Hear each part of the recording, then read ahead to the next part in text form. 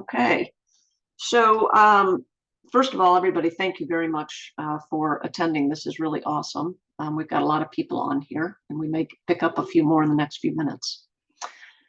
So tonight's topic is weaving with Suri.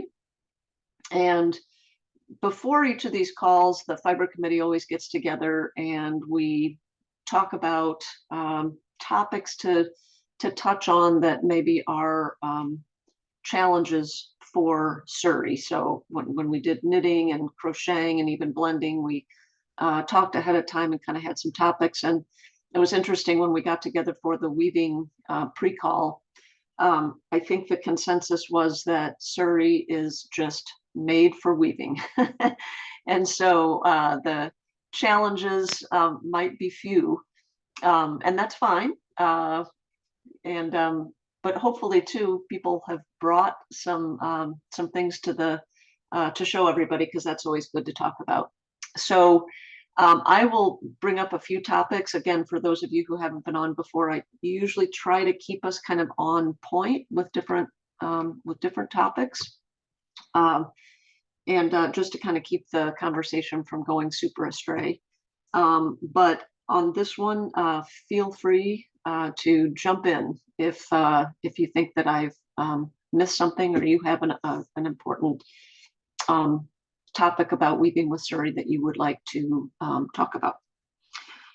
So the first thing I guess that I will bring up is just talking about using Suri for warp. It's a very strong fiber, and I know for any of you who sell yarn, it is possible that you've gotten the question before from weavers about whether or not you can use Suri as warp yarn.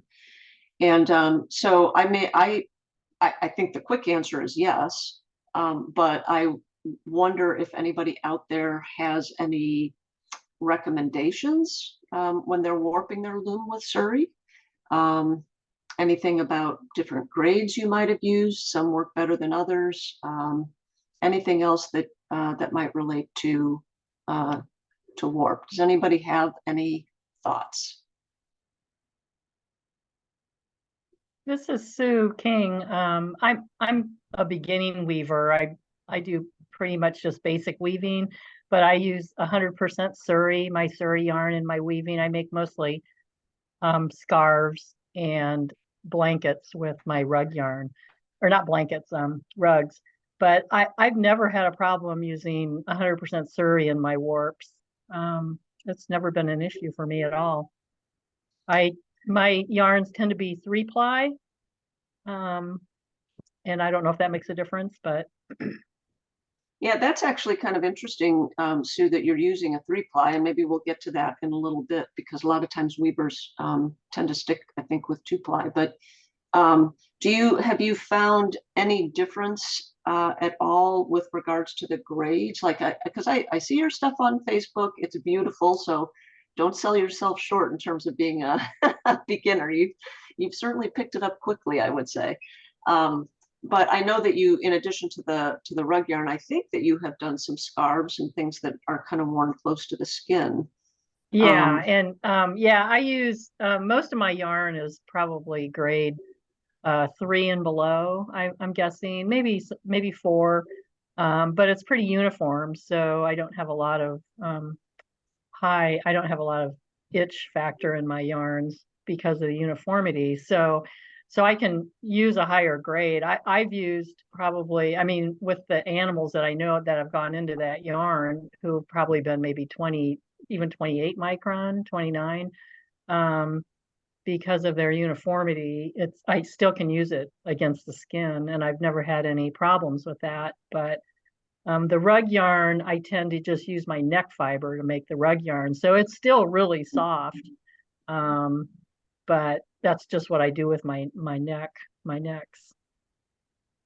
Yeah, well, and that's interesting too, because the necks tend to be a little shorter, and given that Suri can be slippery, even if it's twisted and plied. that's good to know that you haven't had any problems with your warp, really putting that tension on there and not having to worry about those shorter fibers maybe slipping and creating any kind of break. And I use a peg loom mostly for my rugs, so I've not Okay. woven on my regular big loom Okay. with my rug yarn. So I need to tell people that because a lot of people are using their looms to make rugs. Yeah. Okay. Anybody else using Suri on the warp, and any thoughts or experiences?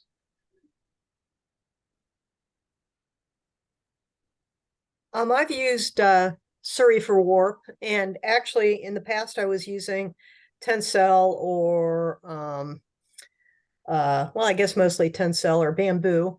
And I was really pleased at how now the Suri I was using was actually a blend, I believe, of like 20 or 30% wool and the rest Suri, and it held up really well. Even in the past when I was using other natural fibers for warp, including linen or whatever, I'd have issues with the ends breaking, but I didn't have that at all with the Suri. So that was a real pleasant surprise. I think it might make a little bit of a difference too, what kind of loom you're using. So if you're using like a floor loom with a reed that swings back and forth, that might be putting a little bit more wear and tear on the warp than using a tabletop loom or something like that. So that I'm guessing, I don't know that. That's a good point, Laura. Oh, I'm sorry. I was just going to say I use mostly my rigid heddle loom to make my scarves just because it's so easy to use. So that might make a difference, Laurel. I'm sorry. Go ahead. No, hi. I'm Bertie Wilson with Mysteries Meadow, and I am brand new to weaving. Hang on for 1 second. So you're coming up as 15152, and we've got a bit of an echo, and you're actually logged in twice. Do you have your phone on? If your phone's on, you'll get an echo. Okay, let me turn it off.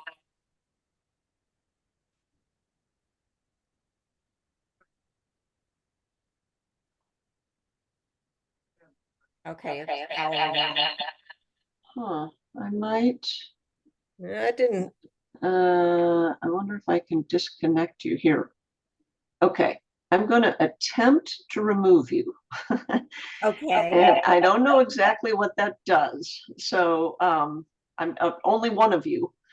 You're on here twice. I'm only going to remove one of you. And hopefully it doesn't remove you completely. If it does, please dial back in, because we'd love to hear from you.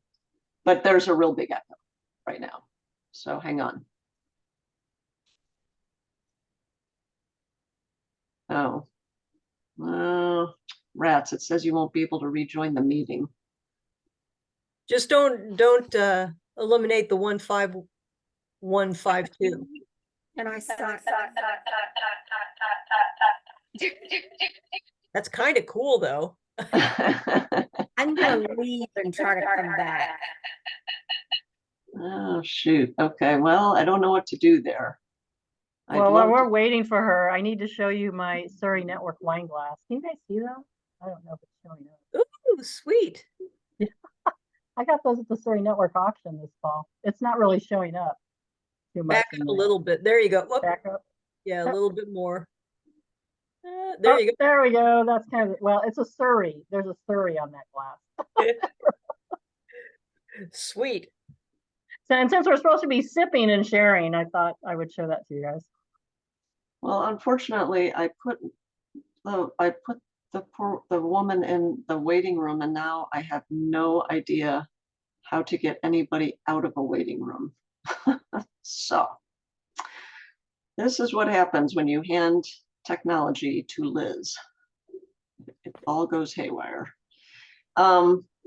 Okay, well, I will keep working on getting her back. Does anybody else have any comments with regards to warp? I can So share my I experience. go ahead. Oh, yeah.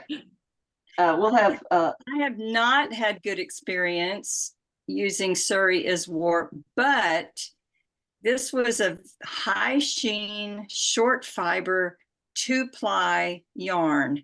And it's not as if it broke, it's more like it just sort of slipped apart. So my thought would be next time I want to use a longer fiber, perhaps less luster and 3-ply, and I'm likely to have better luck. At least that's my theory. So I guess my message to the group would be steer away from short fiber, 2-ply, highly lustrous staple. so it didn't break, but what did it kind of get holes in it? Like where it just didn't? Well, it broke, but it wasn't like it popped. It was more like it slid apart. Got it. And that's what I was that's what I was mentioning to Sue, that she mentioned Exactly. her neck fiber, and I was thinking she was really putting a lot of tension on it, but that's not the case. But yeah, But I mean, yeah, it is slick. And if it's you've just slick. got 2-ply, if it's not, tightly plied or spun, yeah, I could see where it would probably, where Right. that could It was happen. not tightly spun. And like I said, it was a very short staple length. So Yeah. I don't have any Hmm. reason to think it wouldn't work, but in that situation, it worked. It didn't work at all. I had Yeah. lots and lots of breaks. And So that might I'm be a just throwing that- situation where you put, you add something crimpy in there, possibly. Yeah, yeah. I Yeah. don't think the luster probably has anything to do with it. I think what probably has the most to do with it is the fiber length. Okay. Yeah, that's what I'm Yeah. thinking. Yeah. Okay. Thank you.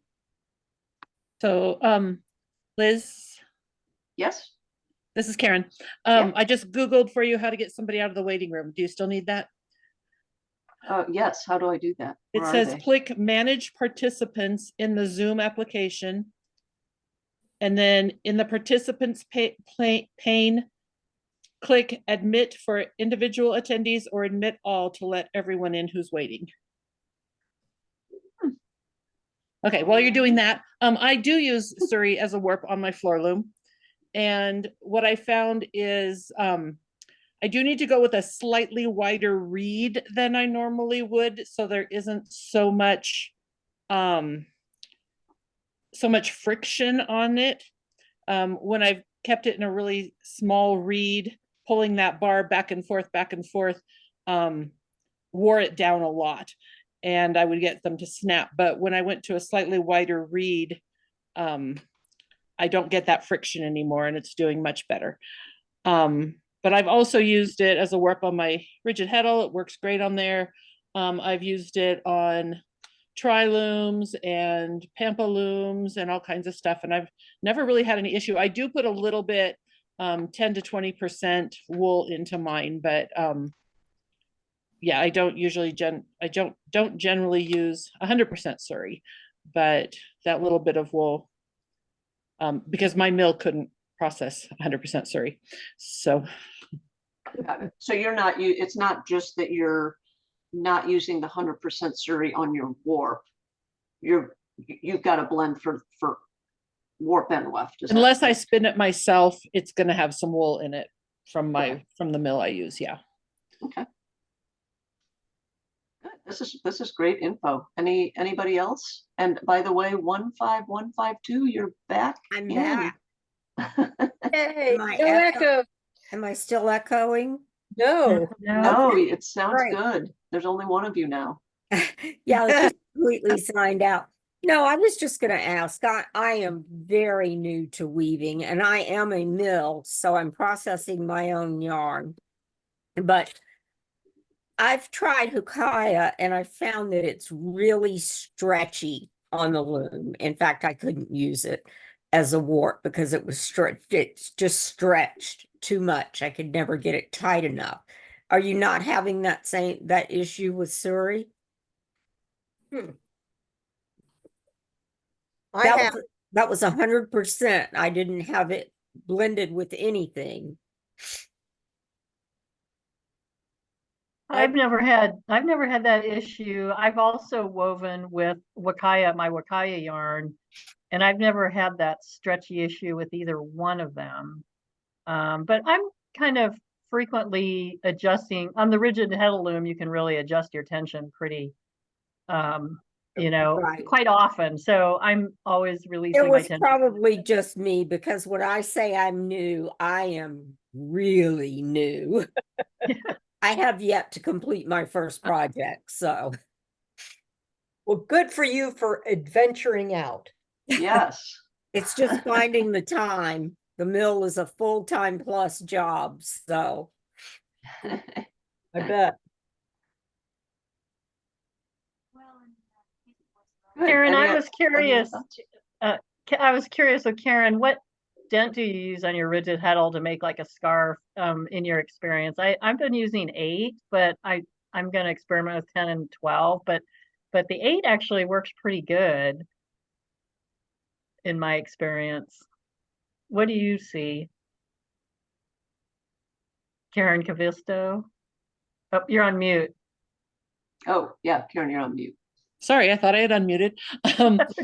So, I do use sometimes 7.5. Mine doesn't have 8, mine has 7.5. Or 10, or I'll use 12 if I'm using a really fine yarn.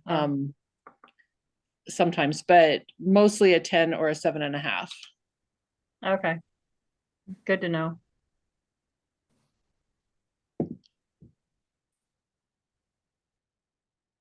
Okay.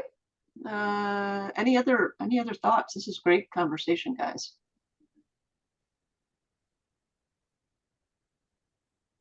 Okay. So I guess just kind of then moving on to another topic. I'm curious if any of you have used your locks, just your Suri locks to do what is that called? A RIA or a Raya Raya, knot? Yeah, or any other type of knot. Has anybody out there used the Suri locks? I've tried, but I haven't tried very hard. I got frustrated pretty quickly. So and it works. I it's just having a long enough lock to make it work better. And it's a little different because of course the end of the lock is narrower than the where it's cut at the skin. So it's not as uniform as, definitely not as uniform as a traditional Raya rug, but it can still be pretty interesting. I'm not sure how well it would wear. I guess it depends on the grade of the fiber. I wouldn't be doing that with my grade 1 yearling fleeces or grade 2 or whatever, just because I think they'd get torn up pretty easily. Yeah, that's an interesting point. Well, I'm not even thinking about the tearing up. I'm thinking more maybe about the static, but on the one hand, those are going to be the animals that have the longest locks and, the greatest likelihood of being able to make the knots. But on the other hand, um, I think Suri overall is pretty tough. Like I could see using a grade 2, kind of the 20 to 22 micron, but I feel like maybe you would get a lot of static from it. Again, I don't know if anybody else has tried it or not. I haven't woven with locks myself, but Jennifer Hack makes beautiful weavings where she just weaves the very the skin end into it and then has the locks hanging down, and they're gorgeous. And those are, I don't think she uses those for rugs or anything, does she, Karen? No, they're wall hangings. Yeah, they're wall hangings. Yeah. I know Sally Brandon, who a lot of you all know, when she did our the video that we recorded for the promotional video on weaving. There's some shots of her doing that knotting, and I can't remember what she was going to do with it, but it was going to be a garment. It wasn't going to be a wall hanging. And she was using black, which probably is a higher micron, but it looked pretty soft. I'm thinking maybe it was kind of like a grade 3 or something. Was that a how-to video? Because this is not something I've done before, and I just kind of like to try new things. Yeah, it was not a how-to. It was strictly a promotional type of video, but I bet there are how-to videos Oh. out there. If I knew how to spell it, I would tell you. So you could search it.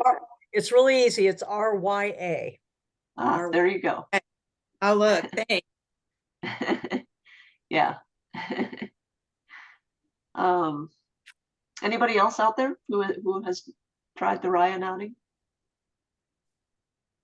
I do think that you could certainly, I mean, the Raya knot, of course, is usually done with yarn as opposed to entire locks. And I'm certain, you know, Suri would hold up just fine. The problem with Raya knotting is that afterwards, because you're cutting the yarn, I mean, it's hard. I don't know. Has anybody ever done the Raya rugs on a loom? It's been years and years since I have, but you have a folded piece of metal and you literally wrap it around, wrap, knot, wrap, knot, wrap, knot. And I think you might even skip a couple of warp threads in between your knots. And this metal is folded. And then after you've completed your row, you go ahead and cut the end of your yarn, you know, at the end of the width of the piece.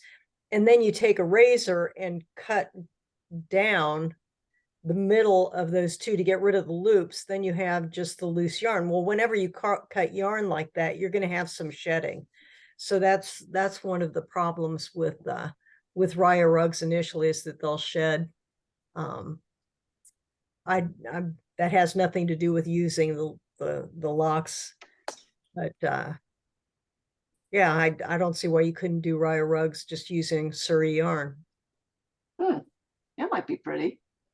Oh yeah, it would be gorgeous. Yeah. Okay. And lustrous. And that would be a perfect place to use your coarser grades, like, you know, 4 and 5. Have those just spun into a regular you know, 3 or 4 ply yarn, a heavier yarn, and use that. And then after doing a row of knots, you weave a couple of rows between them, just with a kind of junk yarn actually, and then go ahead and tie another row. The coarser fiber would give it a little bit more resistance to compression, so that the yarn would stand up a little bit better and present better as a rug or as a wall hanging. You can make beautiful wall hangings. So. Okay. Okay. One of the other topics that we talked about, and I think I'll broaden this. We had talked about floats, but for the weft, switching gears a little bit. But I guess I will maybe broaden this question to just ask people if there are certain types of weaves that they think showcase Suri better than others.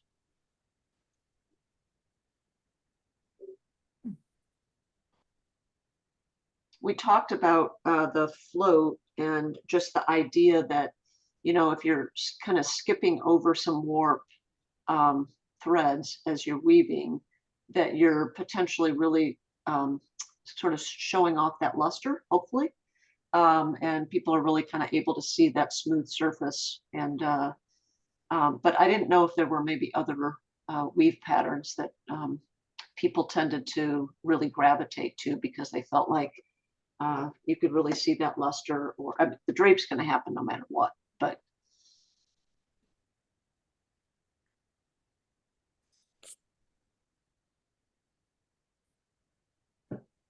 So I find it actually, because Suri isn't fuzzy like a lot of other fibers are, more intricate weaves, the pattern shows up really well with Suri because it is just shiny and smooth.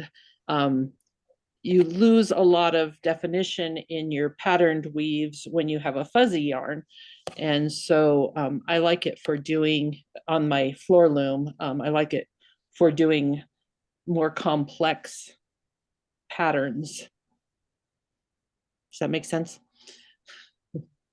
Yeah.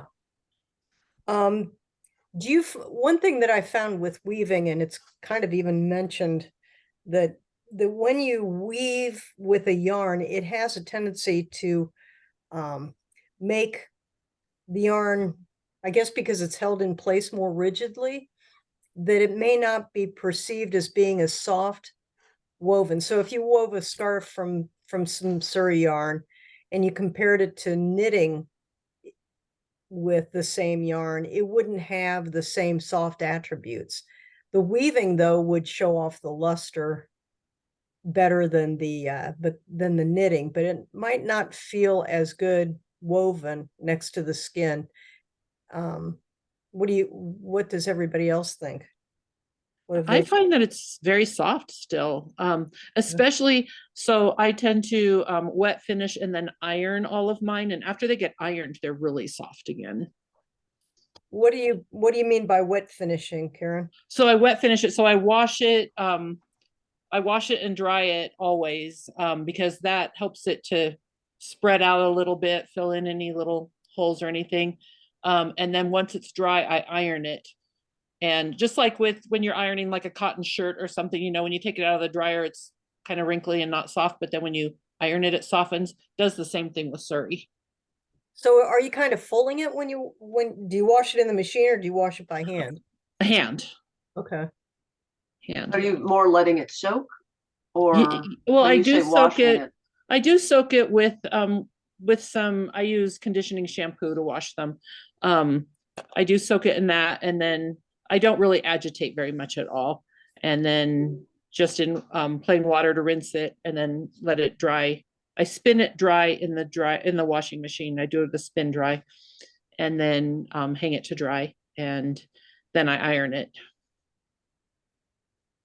Well, that's good to know. I've been afraid to do that. So yeah, that's good to know. But I have noticed what Laurel was saying, that the knitted scarf does feel a little bit softer than the woven scarf. And I thought I was imagining it because, you know, I couldn't think of a reason why that would be. And I don't, do you think it's because the fibers are tighter together woven?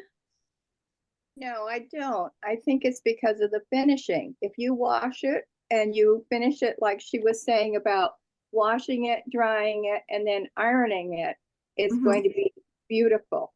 And if you want a perfect structure, do twill, because twill goes up and comes down and goes up and comes down. And when you show that in the light, it'll just shimmer and it'll just be absolutely perfect. It's my absolute favorite structure for anything, scarves, jackets, anything. Twill's hard to beat. Yes, twill is, you know, it's just perfect. It's just perfect. So Darlene, what kind of loom are you using? Excuse me, what kind of loom are you using? I have a rigid heddle, I have a table loom, I have floor looms, and I've used it on all.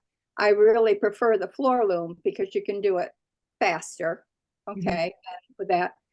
But I don't use excessive tension, okay, and I don't beat really hard. So when I beat, I bring the beater back.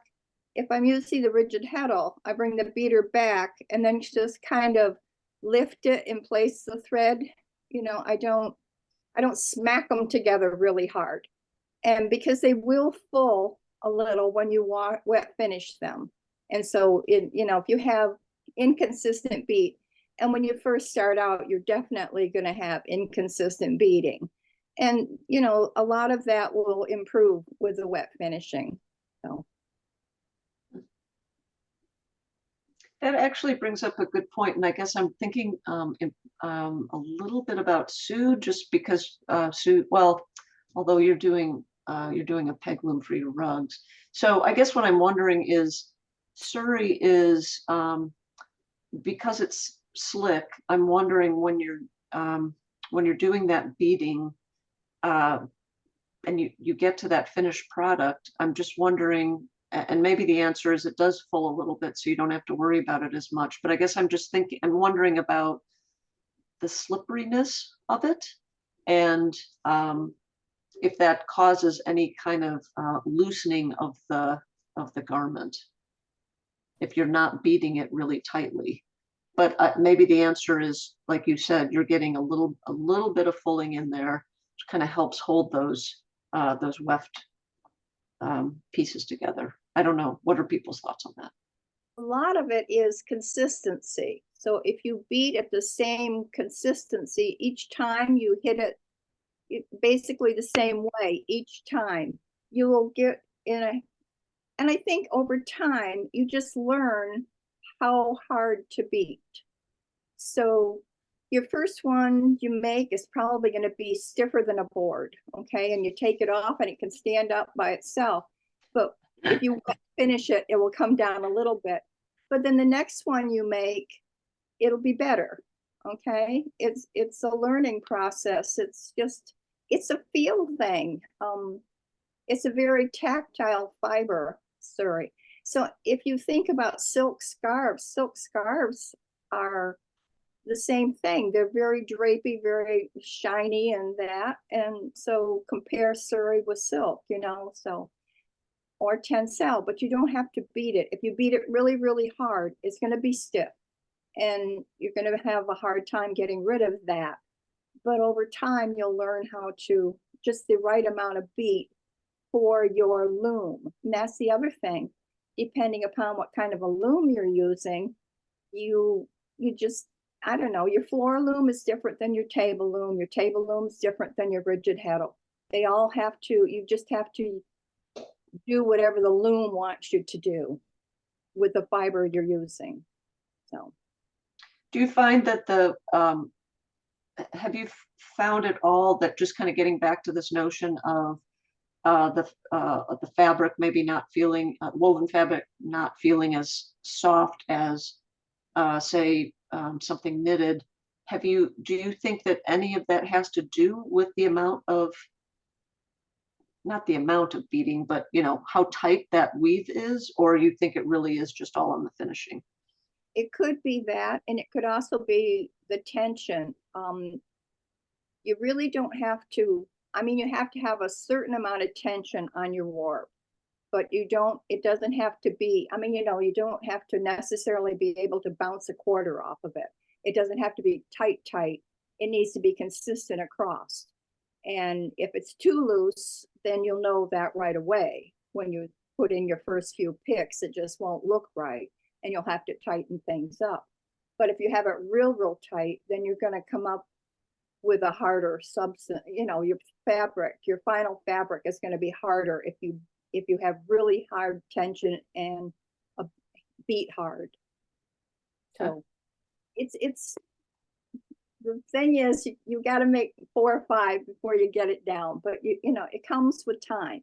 It comes with learning how to do it. That's all, you know. And it just, it's like when you first start knitting, the first thing you knit is going to be tight, okay? And you learn how to loosen it up a little. And as far as comparing a woven piece to a knitting, I think you're always going to have a little bit more, less density in knitting than you do in weaving. Okay. Great feedback. Anybody else have any thoughts on this? We'd love to hear from people.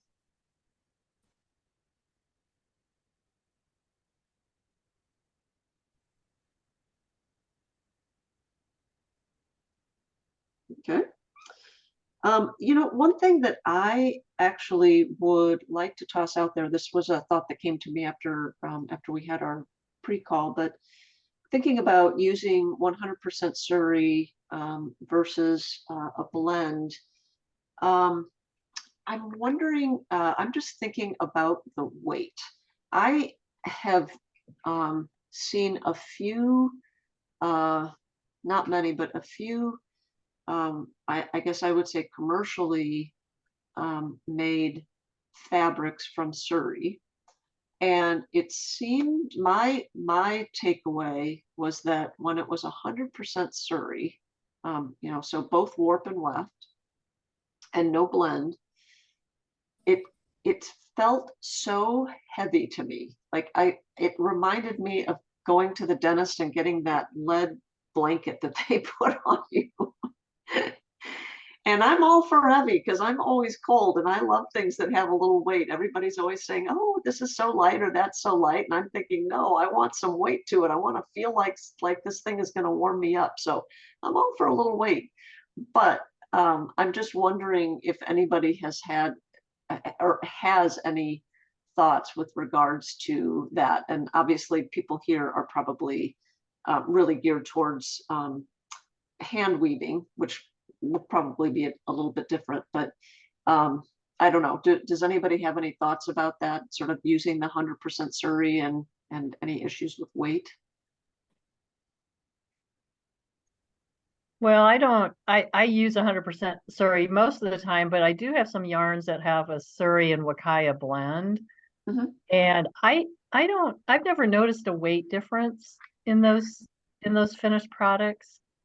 So, I mean, they're different because the Wakaya brings more of a firmer scarf, if you want to call it that. It's maybe not as drapey as 100% Suri, but I've never noticed a real weight difference between the two. And I'm just starting to get some yarn that's got blended with some silk and some other things blended in. So I don't have a lot of experience using a blend, but other than that. Okay. Anybody else here have any thoughts on that? All I could say is, as a mill, Surrey in general weighs a lot more than Hukaya does. It's always a lot heavier. That's Yeah. interesting. Well, it doesn't have that crimp, right? So Right. if you're thinking about, say, like a fingering weight, I mean, I think that there are just more. I mean, a pound is a pound, but I think there are more fibers. I feel like there are more fibers packed in. If you're using Suri, there's sort of more fibers packed into that Yeah, fingering what I'm yarn. It just seems that way. Yeah, what I'm talking about is, yes, a pound is a pound, but if you put a pound of Surrey next to a pound of Hukaya, there's going to be a big pile of Hukaya and a Right. small one of Surrey. Yeah. Yes. Well, I've when I can look at my Wakaya versus my Suri yarn, they're the same. They're sport weight. They're both 3-ply. They're the same weight and they're the same length. Okay, because the mill processes them the same for me. But the Wakaya yarn has so much more volume. I call it volume. It's just a thicker yarn and it's more volume. And it looks like it weighs more, but it's actually the same weight as the Suri, but it just is a higher volume yarn. And I think that's what you're saying about Exactly. yeah, because my Wakaya fleeces take up bags and my Suri fleece takes up like a half a bag for one blanket. Yeah. And they weigh the same. They weigh Yeah. the same. It's always fun to see people lift up the other breed's bag of fiber. If you're, whether you're Suri or Wakaya and you go to lift up the other breed's bag, you're either expecting to like put some muscle into it to lift it up if you're a Suri owner, and kind of springs if you're lifting up Wakaya, or vice versa. You think it won't take much and whoa, wait a minute, this has a little weight to it. Yeah, pretty funny.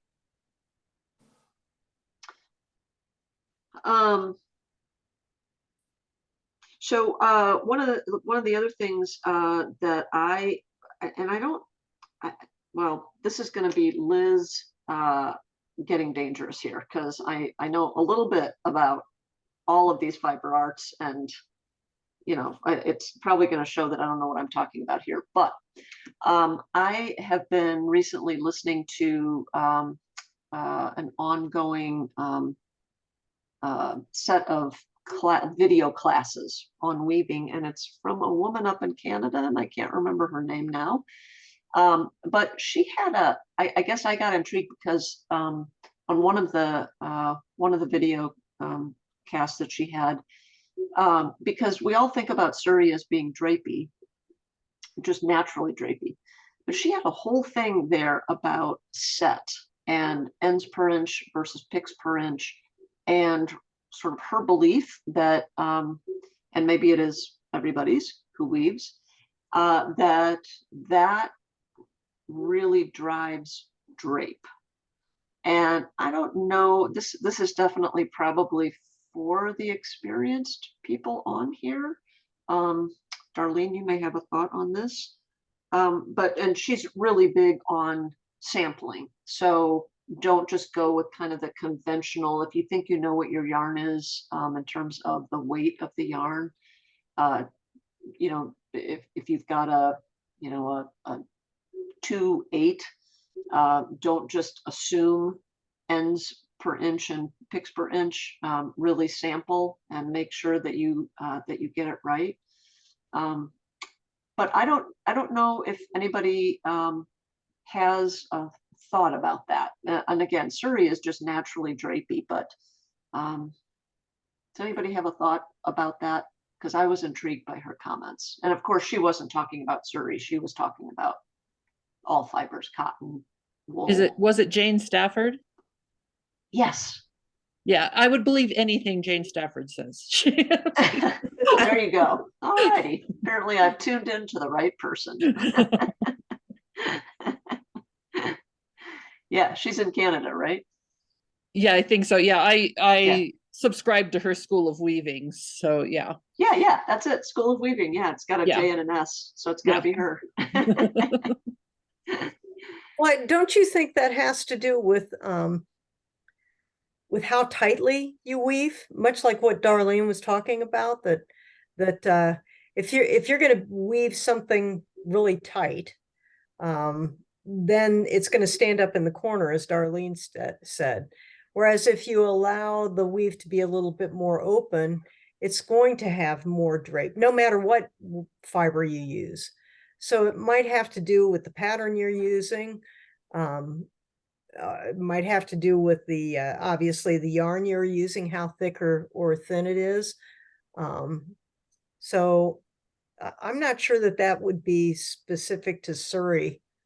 Oh, I don't think it's specific to Suri. I just didn't know if maybe there was a thought about, okay, Suri's drapey no matter what, but has anybody played around with that concept such that you could say, oh yeah, well, when I use this type of yarn, Suri yarn, and I do these ends per inch and picks per inch, it really magnifies the drape that's already there. That was all. But you're right, Laura, because actually, as you're talking about that, and Darlene mentioned it earlier too, but she, I think it's in that same video that she talks about space, and she talks about basically not being afraid of space. Like, don't try to just pack everything all the time.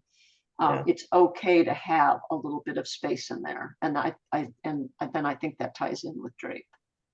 Yeah, and I guess I don't think that, and you guys that are much more experienced than I am using Suri and weaving, I don't think that Suri is really any more drapey in weaving than any other natural fibers. What do y'all think? I agree completely. You know, silk and tencel and bamboo and Suri, they can all kind of be set the same way. But the tighter you're set, the heavier your weaving is going to be. So, if you're going to do twill is always set tighter than plain weave. And that's because of the over and under that's done with a twill to make that pattern. So yes, that means a great deal with the drapiness or the flexibility of the end product. And you're equating, Darlene, you're equating flexibility with drape, I assume? Yeah. So when you take it off of the loom, You know, if you have something that's set, say at 24 threads to the inch versus something that's set at 18, when you take it off of the loom, the 24 is going to be a tighter weave than the 18. So you're going to have a little bit more loopiness or drapiness or whatever term you want to use for it when you hold it up. Yeah. And Okay. it's all to do with the set. Yeah. So versus a 7.5 for the rigid heddle. If you were to set that exact same yarn at on a 12 dent for the rigid heddle, you'd notice a big difference in what it looked like and felt like. Yeah, and that actually, when in her video, she does a lot of like kind of taking the fabric that she's made and kind of like dropping it. Like I think about the flexibility, and she does a lot of like dropping it and not dropping it, letting it go, but kind of folding it, you know, lowering her hand with the fabric, and you can see like how flexible it is, like how much it just kind of folds into a pile of sorts. Yeah, when she does that, you just want to reach out and touch it. You know, Yeah. what it feels like the hand, you know, the hand of it. Yes. Yeah. Okay. So the other, I guess the other thing that I would just ask people, and again, just kind of tossing this out, and hopefully at some point we will have an actual dedicated Zoom call to dyeing Suri. I am always big on dyeing Suri. Just you know, the natural colors are beautiful, but I just feel like Suri takes a dye so beautifully. But certainly in weaving versus knitting or crocheting, selecting your colors can be a bit of a different process, I think. And so I'm just wondering if anybody has worked with dyed Suri in weaving, and any thoughts on that? Anything at all there?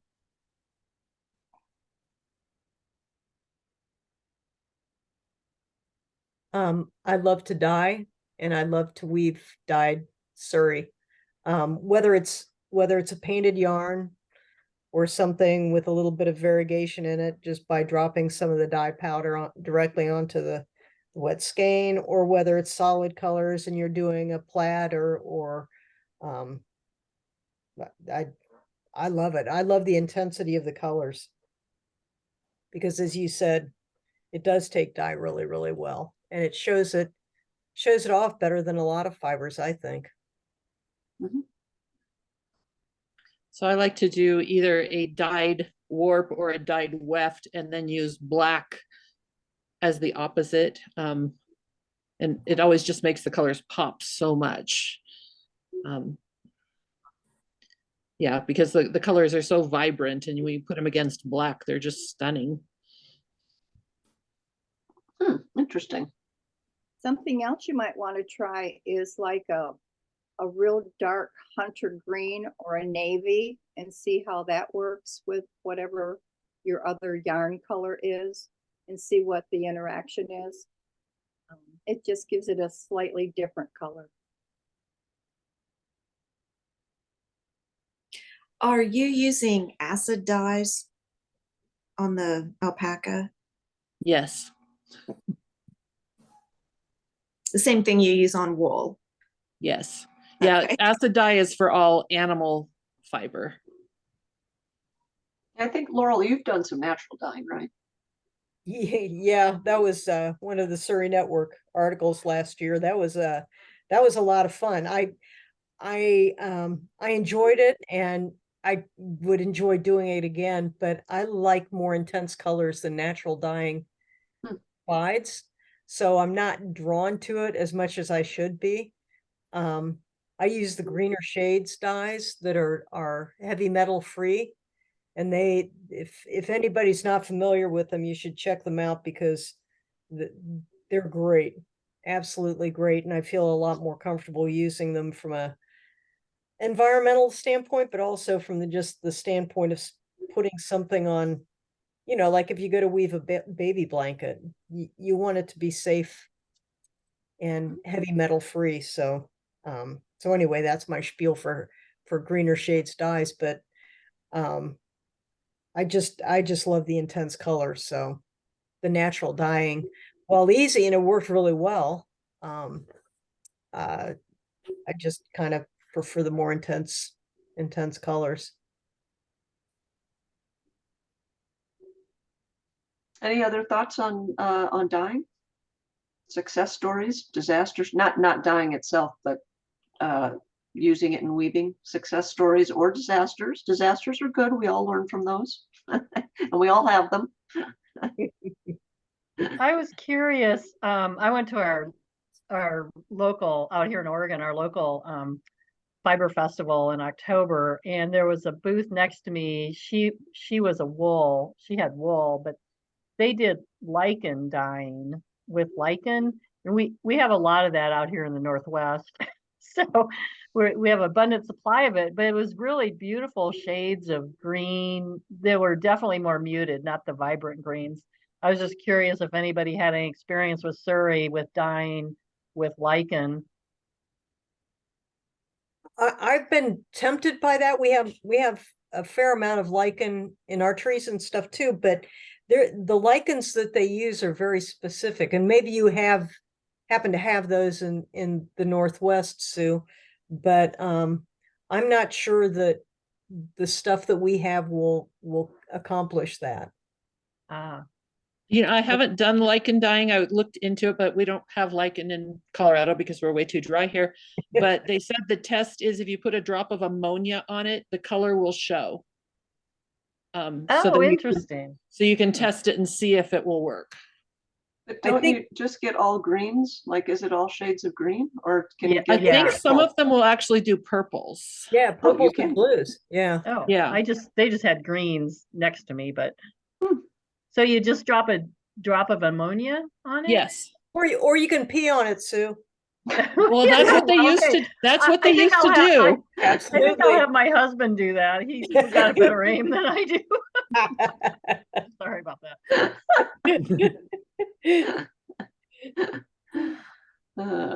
Okay. Um, felt like there was a, oh, I know, I want, so again, switching gears a little bit, I am wondering now, so we've talked, a decent amount about either weaving with 100% Suri or both on the warp and the weft, or using some sort of blend. I'm wondering if anybody has has used other fibers, either in the warp or the weft, in conjunction with Suri. So in other words, you've got one particular type of fiber, let's just say as the warp, and you're using Suri as the weft, or vice versa. And I'm wondering if anybody has any suggestions on that type of weave, or maybe, hey, I had this experience and didn't go well, steer clear. I've done Suri with silk. Okay. Both directions, both each one with either the warp or the weft. I've done it both ways. It worked really well with silk. And what was it? What did you feel like it drew out the luster, or like was there any particular element to that combination that you really liked? I'm not really sure. I can't remember. It's been a while since I did it, but yeah, they both of those fibers act the same way to me. Yeah. They're both slippery. They're both yeah, they're very similar in the way they act. So they worked really well for me. I've used bamboo, and I guess I think I've also used a tencel warp. And my purpose for choosing those was that I didn't want to draw down the Suri. You know, we all know that's one of the most important inherent qualities of Suri is luster. So I wanted to make sure that whatever warp I used enhanced that or equaled it. And so both of those, both bamboo and tencel, are really, really strong. So it made it an easy choice.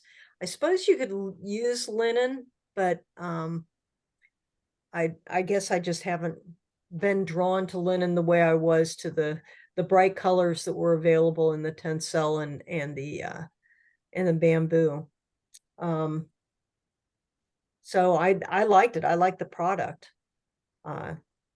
From using those, they worked really well together. Did you, from a just tactile hand standpoint, Same thing. did it work well? Yeah, it worked really well. I think the one thing that well, I guess it's more in weaving.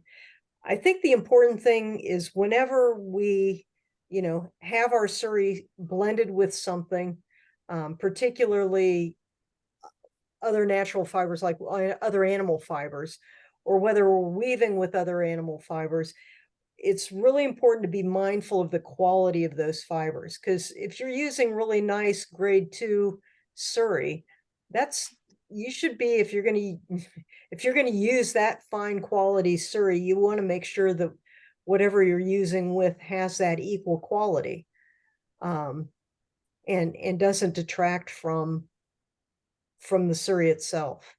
Am I making Yeah. sense? Does that? Yeah, no, absolutely. And one thing that I found actually working with silk, and people probably know this, but not all silks are equal in terms of their hand, right? And so it's easy to just say, well, go ahead and add some silk to that suri yarn, for instance. But you can really downgrade the suri if you don't put the right kind of silk in there, or if you don't have the right micron on that silk. Yeah. And I would imagine it would go the same way with weaving if you're using silk in either the warp or the weft, that you could really end up, if you're not using the right kind, you could really end up with something that just doesn't turn out very well versus something that could turn out very nicely. So definitely, if people haven't played around with silk before, definitely do some reading on the web in terms of what you're asking for. Yeah, and that would be the caution too, is if you're going to use like a white tencel for your warp, let's say, it will, because it is a plant fiber, it will not take dye. So if you're going to dye after weaving, keep in mind that tencel or bamboo, linen, cotton, whatever you're using is not going to take the dye, because you need to have those are alkaline dyes as opposed to the acid dyes that are required for suri or other animal fibers. Yeah, that's a good point. Yeah.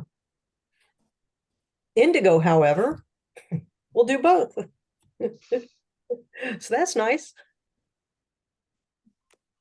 Any other experiences with using other fibers on the warp or the weft with suri?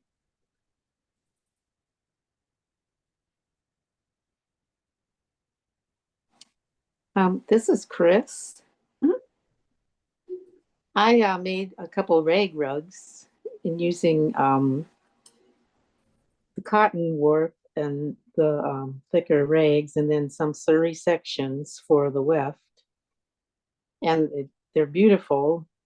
They turned out really nice, but I gave one to my sister and I forgot to tell her not to wash it in the machine. And the suri sections felted. So they're kind of shrunken up a little bit, and then the rest is, a little poofy. I mean, it still looks okay and she still uses it, but be sure to tell somebody if you give it to them how to care for it, wash it by hand. It's a good cautionary tale. We appreciate That's that. right. That's right. But they really looked nice. Okay. Does it still lay flat, Chris? Yes, except for the poofy parts that are right next to the suri weft. But yeah, it does lay flat. And the one that I have, You know, I haven't washed it in the machine, so of course it's nice and flat, and it's really wears well. Yeah.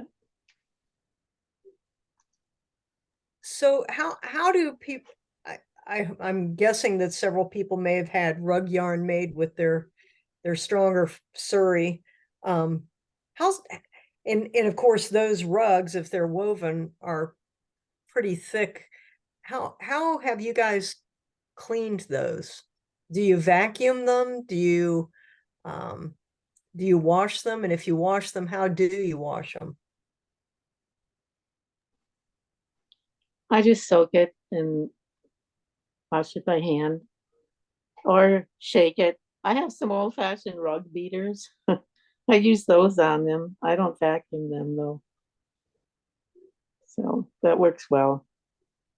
Does it take a week for them to dry, or are you in Colorado or something? No, I'm in Wisconsin. Actually, you can hang them out now and they freeze. I bet. They freeze dry. No, I can lay them out on the deck in the sun and they dry really nicely, or hang them over the chair or something.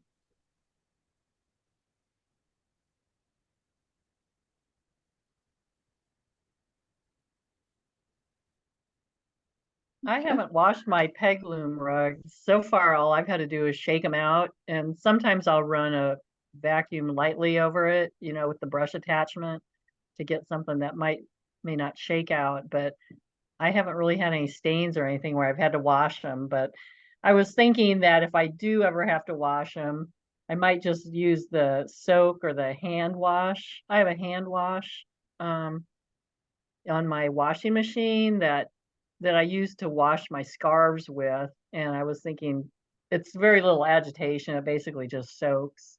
So I was going to experiment with one of my first ones that I ever made to see what happens if I do that, but I haven't done it yet.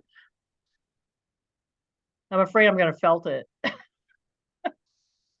Mine are too big to put into a washing machine. I've actually, you know, those lawn applicators where you put your fertilizer in part of it and you add water and then you attach the hose and it sprays and yeah. you can fertilize your flowers or your vegetables or whatever. I've put soap in those and then use that to soak down the rug and then follow it, of course, with a good rinse. And this, of course, is always on the pasture fence where it won't matter too much. And that seems to work pretty well. But yeah, I've Oh, used that's a a great hose on idea. mine. Hmm. I've used a hose So you on have them mine. hanging over a fence, Laurel, when you do that, or is that what you're saying? Okay. yeah. And then after doing that, like if you have a 3x5 or a 4x6 rug, it pretty much weighs as much as you do. Yeah. And it's so but you have to flip it around to get the other side. I mean, it's definitely a process, but it works. But it does retain the water too. So if you have 100% Suri core spun yarn, there's a lot of fiber there that needs to get dried out. And I live in humid Ohio, so it takes a while.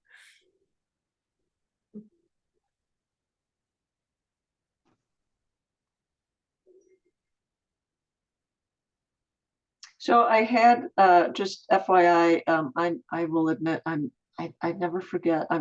I appreciate people sending in like typing comments. I really do. I'm just horrible at remembering to read them. So a few comments here. Beth Gripe, loft is the word for fluff on the Wakaya yarn. And then Diane commented on the setting and on the set and the beat as it relates to texture and drape. She said too close a set and too hard a beat will create cloth that stands on its own. Too loose a set and beat will create a sleazy fabric with lots of drape. Any fiber can have lots of drape. So Maybe we should call it sexy instead of sleazy.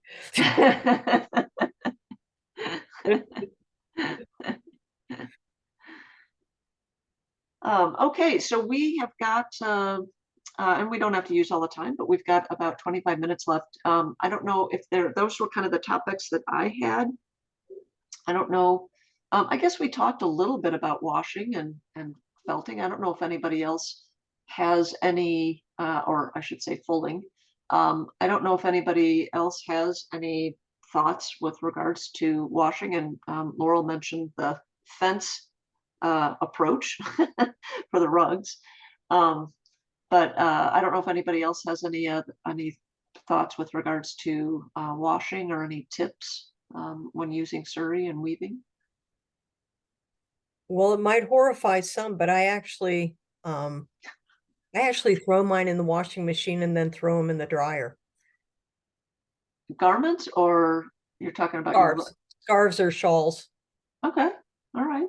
And are you washing on delicate, or are you washing normally, or what do you do? No, I just wash them normally in cold water, and it really loosens things up, and it folds it a little bit, so it really kind of turns out just fine, but it definitely softens the garments, and that may be because I weave too tight. But That's interesting, though, that it's loosening them. I guess, you might think if it's in there and it's really agitating that maybe it would create more fulling than what you seem to be experiencing. So, well, no, it definitely folds. I guess when I think of loosening it, it just makes the fiber, it adds drape by doing that for some reason or another. I think it just, part of it may be that it's getting some of the oils off the fiber. And part of it just may be the agitation, just kind of like when we used to break in blue jeans.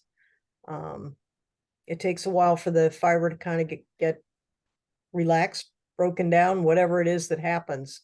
But I like the result. It makes something that's woven that has a tendency to be a little more stiff and prickly. Again, because of my technique, it makes it a little softer and nicer next to the skin. Laurel, when you dry, what temperature do you use? The heavy. No, you don't really? Yeah, it works out great. Oh my goodness. Yeah, no, it turns out just fine. So, like I said, to everybody's horror, but it's worked for me. I'm not recommending that anybody else necessarily to do it, but you might, I mean, at least consider doing it in the regular washing machine and throwing it in the dryer for a little bit. I experimented with that with something that I wove many, many years ago, and it was a horrible scarf. It was really scratchy. And so I decided to experiment with that, and it actually made it softer. Yeah, see? Yeah. See, thanks for backing me up, Nancy. Yeah. Hey, everybody, I'm going to have to split, but it's been really a lot of fun listening to everybody's comments, and now everybody else will have a chance because I'm going to get off. Now, before you go, though, Laurel, I will say that Diane made a follow-up comment with regards to the word sleazy. Okay. Weaving is where the term sleazy actually came from. It means thin fabric. Oh, so we all now, thank you, Diane. We now have a little factoid for ourselves. Yeah, that's cool. I love little nuggets like that. Have a good evening, everyone. Sorry to have to leave early. All right. So with that, I will just ask, are there any other topics, questions, comments that people would like to bring up that I have not touched on? I have a question. What is being a brand? I haven't even tried weaving except for peg loom weaving. What is a good loom to start with, to learn on?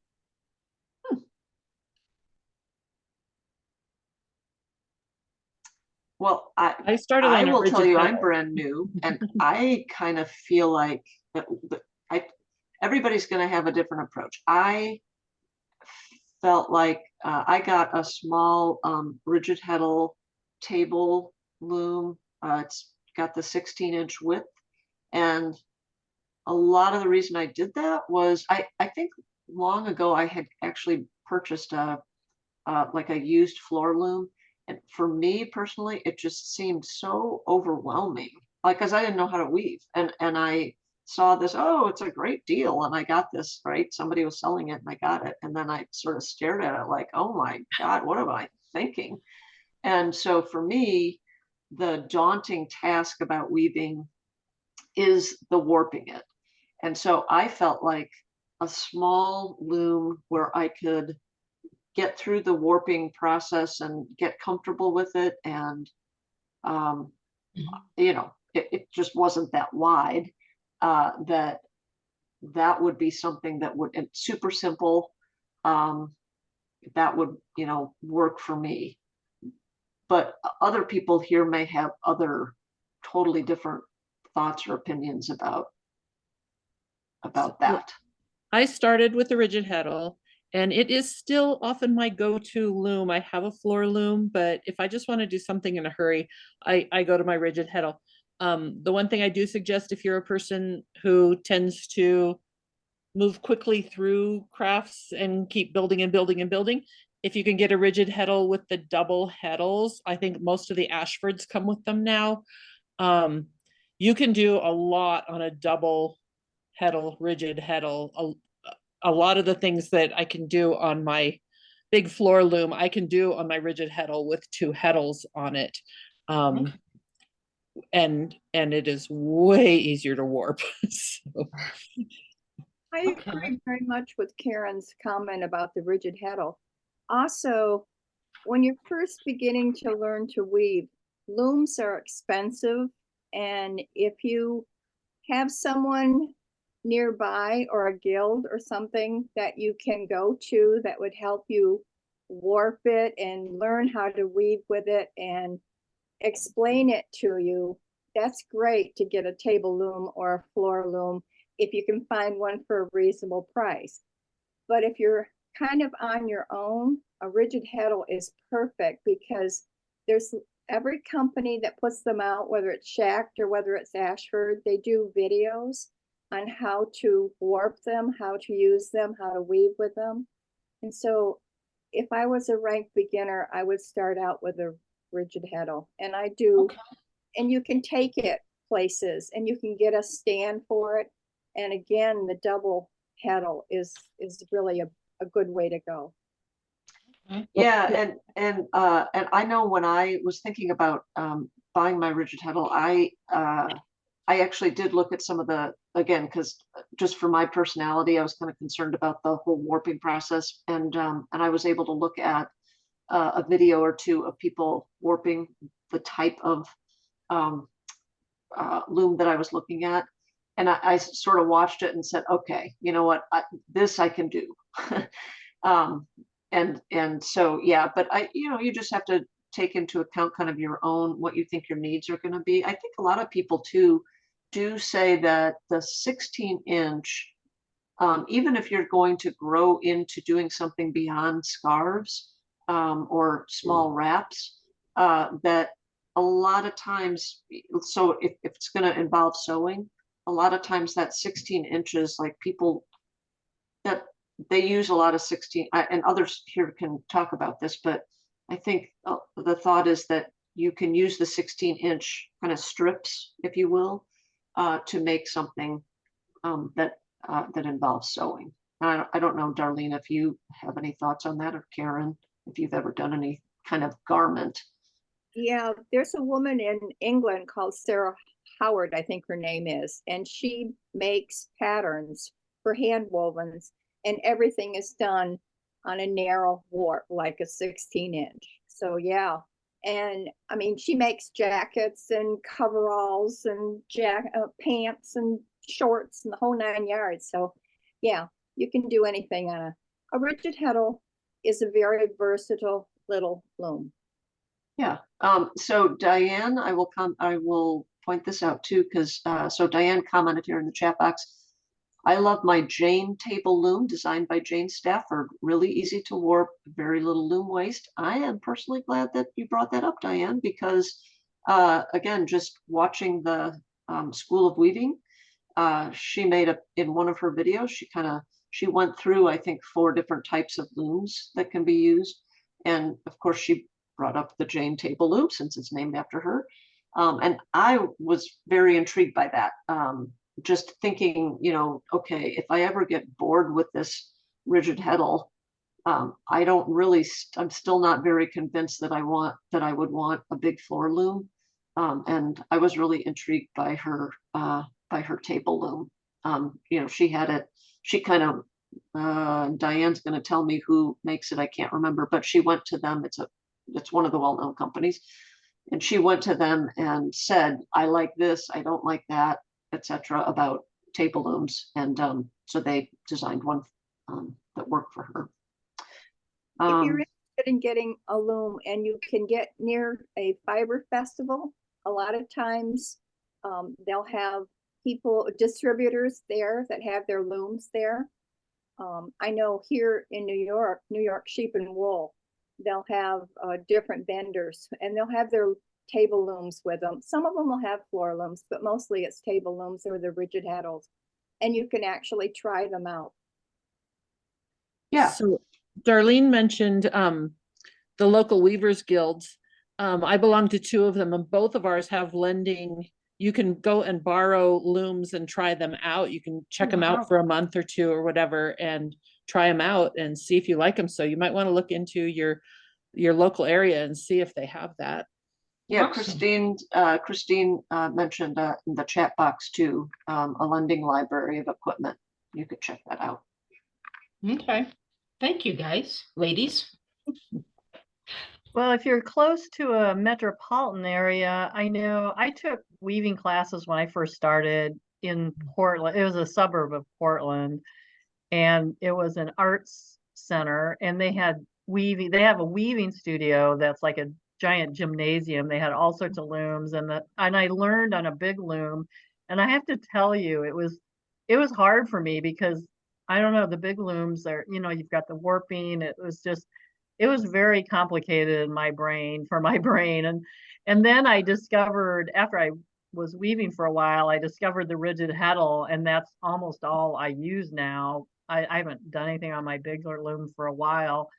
So I definitely would start out with rigid heddle. But if there's some place that you're aware of that has the weaving classes, and the guilds may offer that too, the weaving guilds. But in our area, it was this art center that did all these arts and crafts type classes. They offered that, and it was really good. It was a really good class.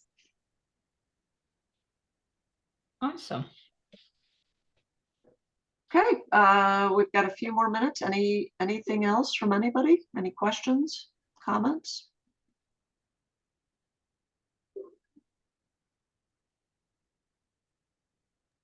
I think this has been very helpful. I enjoyed it very much, and thank you very much for doing it. Yeah, thank you everybody again for dialing in and throwing in your comments. It's been awesome. Okay, well, let's see, I'll just double check one more time in the chat boxes. Hang on. So Diane said Louette makes the Jane, and the Jane now comes in a 16 shaft version. Yikes. And then Holly says, other than scarves and rugs, what are you making with Suri? Oh, okay, that's a question. Anybody else out there besides rugs and scarves? Has anybody done any sewing or? How about a blanket? I make blankets. Okay.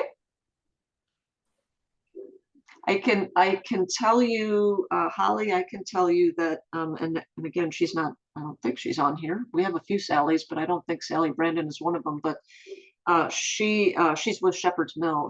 Or I'm sorry, Shepherd's Studio now in Kansas, but she uses Suri a lot. She's been using it a lot the last couple of years, and she does a lot of,